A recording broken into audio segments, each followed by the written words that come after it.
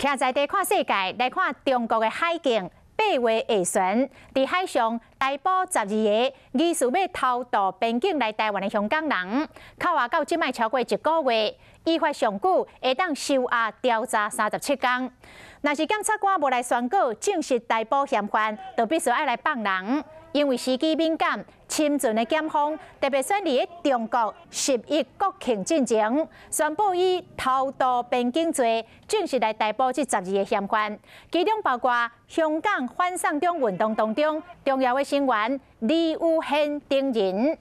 这12个人一旦互宣告正式逮捕了后，互继续收押甲定罪可能性就升悬，可能会互判刑1年到7年不等。这12个人的家属到香港中联办抗议，这个香港民主派的团体社民连嘛发起着游行来声援这12个香港人。